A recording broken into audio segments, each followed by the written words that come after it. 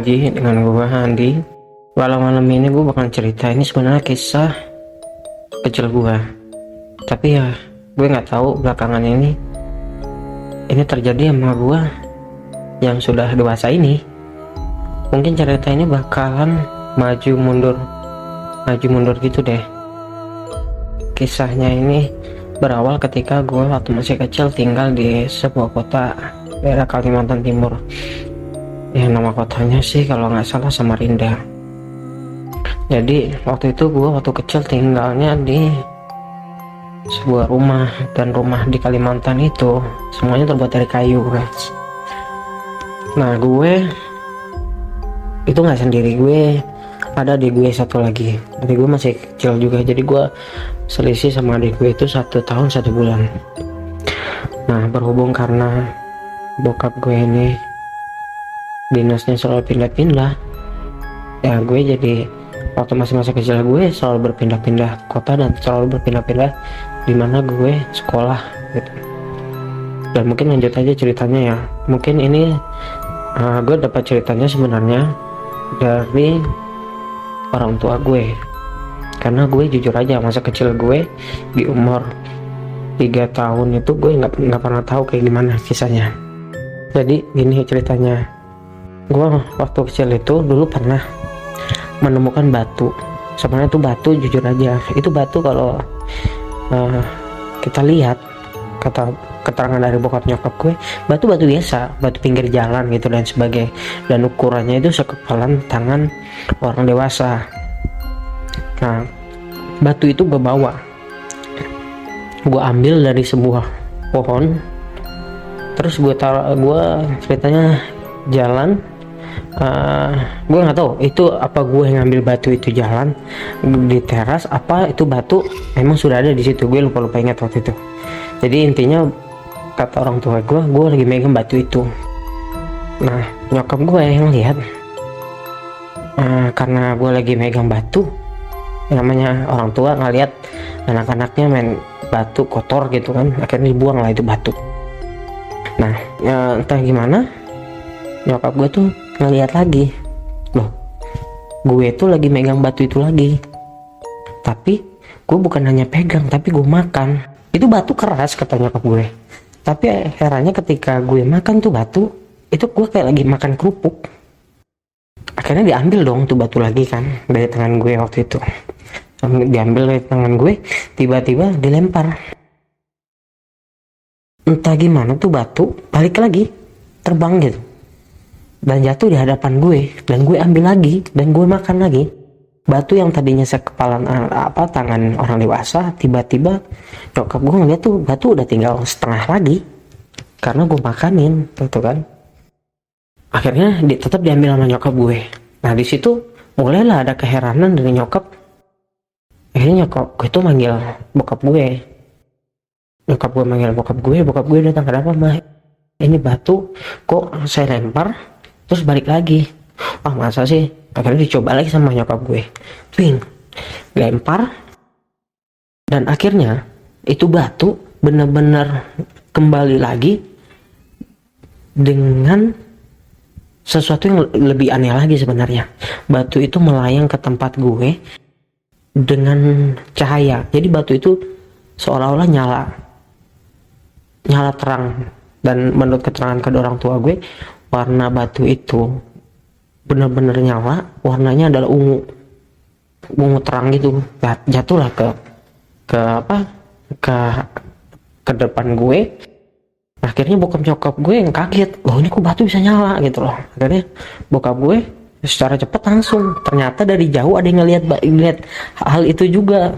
Jadi orang dari jauh itu sempat lari pengen ngambil batu itu juga, tapi karena batu itu adanya di depan bokap gue dan gue, jadi bokap gue dulu yang dapetin gitu. Nah, itu kisah masa kecil gue dan tentang dunia yang menurut gue jujur, gue nih orang yang rasional, gue nggak pernah percaya yang hal seperti itu. Tapi ya gue karena itu diceritain dan gue mungkin udahlah gitu aja gitu kan. Nah, kisah itu ternyata berlanjut nih. Yang gue ingat, gue itu waktu itu kelas 3 SMP. Masuk gue kelas 3 SMP dulu. 3 SMP, di situ gue mulai ada sedikit keanehan sih dalam diri gue. Yang pertama, karena sebenarnya gini, sebenarnya kehidupan gue normal gitu lah, normal seperti anak pada umumnya. Cuman gue pernah dimimpikan sebuah kejadian yang gue dulu sebenarnya nggak sadar, gue karena dapat cerita dari orang tua seperti itu. Cuman gue seperti akan gue bermimpi gue tuh ada di posisi itu, dan gue ngeliat gue kecil, gue ngeliat kedua orang tua gue ngeliat rumah itu seperti apa, dan gue lihat batunya. Jadi gue cuma hanya penonton dalam mimpi itu gitu loh. Nah, jadi gue cuma digambarkan gini loh sebenarnya yang terjadi dan sebagainya gitu loh. Gue cuma digambarkan tentang itu dah. Setelah itu ya gue bangun dong pagi kan. Nah, dari situlah gue mulai ada yang aneh dari diri gue. Contohnya satu, waktu kecil kita wajar lah kita berantem dan sebagainya dengan teman-teman lain atau teman-teman di luar itu gitu loh. Nah, lucunya setiap gue berantem dengan siapapun, berantem sampai pukul-pukulan dan sebagainya, gue nggak pernah yang namanya jadi musuh. Pasti setelah berantem itu jadi teman. Itu satu. Yang sebelumnya gue nggak pernah terjadi itu, tapi setelah gue mimpi itu entah kenapa itu tiba-tiba berubah drastis. Terus kedua, yang anehnya lagi, gue kalau udah kesel sama orang, entah gimana ceritanya, selalu ada yang terjadi sama itu orang. Misalkan gue waktu itu gue pernah ini masuk ke, kita ngeloncat lebih jauh lagi ya, ini gue masuk ke SMA waktu itu, SMA kelas 1.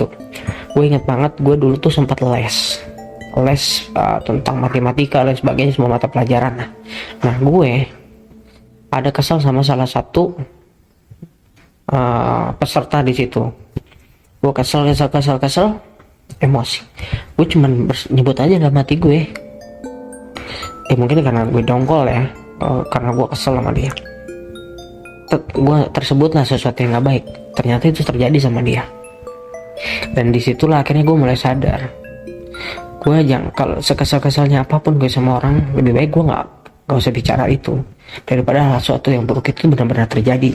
Terus udahlah, akhirnya gue sadar itu dan masuk lagi ke kelas 2 SMA.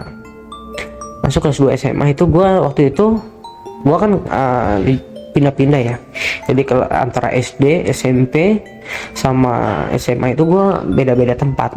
Waktu gue SMA itu gue ada di sebuah kota pariwisata namanya Singkawang, tepatnya di Kalimantan Barat. Dulu gue pernah sekolah di SMA nya itu SMA 3 Negeri Singkawang, itu daerah Roban. Nah, jadi gue ini termasuk perpisahan gue juga sih, karena gue di Singkawang itu cuman sampai kelas 2 semester 1, dan semester 2 nya gue harus pindah ke Jakarta waktu itu, yang akhirnya gue sekolah di 98. Di sana waktu kelas 2 semester 1 gue punya kejadian aneh. Gue dulu jujur ya, waktu zaman SMP SMA itu gue termasuk salah satu orang yang aktivitasnya itu adalah pramuka. Gue suka banget pramuka, karena di pramuka itu kita diajarkan keberanian, diajarkan tentang alam, dan terus bagaimana hidup, money survival gitu kan gitu. Terus gue sempat waktu itu ada perkempingan jambore waktu itu se Kalimantan Barat, tempatnya itu di Mempawah. Jadi di sana tuh di Mempawah tuh ada sungai besar. Nah, ini zaman-zamannya waktu kecil kan, kita ngumpul sama teman-teman gitu dan sebagainya. Akhirnya kita datanglah ke sebuah sungai gitu loh. Nah, kalau kalian semua yang udah pernah ke Kalimantan Barat, kalian bakalan tahu ada sungai yang warnanya hitam. Sebenarnya hitamnya itu bukan karena limbah, tapi memang karena kadar airnya yang pH-nya tinggi gitu loh. Itu namanya air tanah gambut, jadi warnanya gelap gitu kan, kayak kopi lah. Nah, jadi gue waktu itu sempat menginjak pinggir-pinggir sungai. Oh, gue pikir apa apa, oh ternyata dangkal nih sungai gitu kan. Dan gue mengambil kesimpulan itu sepihak doang gitu loh, tanpa menanyakan sama teman-teman. Padahal gue jujur, gue dulu nggak bisa berenang. Akhirnya yang terjadi adalah gue tiba-tiba nyemplung. Bawahnya nggak seperti yang gue lihat di pinggir dangkal, ternyata di tengahnya dalam gitu. Akhirnya gue sempat kewalahan tuh di situ tuh, kewalahan karena gue tenggelam udah masuk ke dalam itu, dan teman-teman pramuka gue sampai panik, mereka sampai bantuin gue. Dan gue itu jujur ya, pas gue tenggelam itu ya teman gue yang mau bantuin gue bingung karena tangan gue tuh meraih sesuatu yang di atas kepala gue. Tiba-tiba gue nangkap kaki teman gue dong. Kaki teman gue itu gue tarik, gue muncul ke permukaan air, teman gue yang tenggelam. Dan itu yang terjadi selalu gitu loh ketika gue mau. Nah, tapi disitulah mulai ada kejadian aneh menurut gue. Itu dilihat di atas itu sungai itu tenang banget, tapi di bawahnya deras banget. Dan disitulah gue entah gimana ceritanya, gue tuh berasa sadar atau tidak sadar pas berada di bawah itu kayak dituntun gitu. Kayak dituntun, ada sebuah cahaya yang gue berusaha berenang ke situ. Ternyata pas gue ngikutin gitu, tiba-tiba waktu itu leher gue kayak ngerangkul, tiba-tiba gue langsung kayak ke pinggir gitu. Dan teman-teman gue sempet nyalain gue, kenapa lu nih? Gue lihat tadi nggak bisa berenang, sampai kita baru mau bantuin lu, tapi tiba-tiba lu kayak nyingkir sendiri ngambang gitu loh. Nah itu menurut gue aneh gitu loh. Gue kayak dibantu, kayak ada seseorang gitu yang narik yang ngerangkul leher gue dan bawa gue ke pinggir.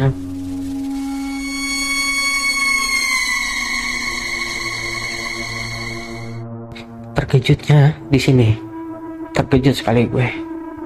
Jadi ketika gue lihat, ternyata ketika gue merasa diri gue dirangkul dan ditarik itu, gue melihat gue bukan begitu saja minggir. Ternyata ada sosok